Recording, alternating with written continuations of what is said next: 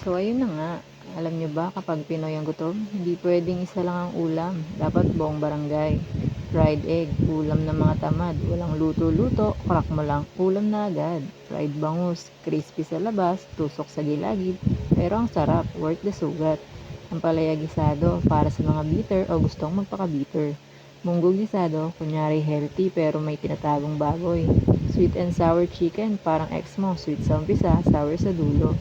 Pork menudo, laging handa, handang-handa kahit birthday ng kapitbahay. Pork mechado, parang beef sa panaginip pero baboy pala. Kare-karing pata, pata na may peanut butter pa. Dessert na ba to o ulam? Pata humba, lambot na parang unan at tamis na parang first love. Beef nilaga, ulam ng mga ayaw ng away. Tubig baka, gulay, peas na peas. Mga best, alin dito ng forever nyo?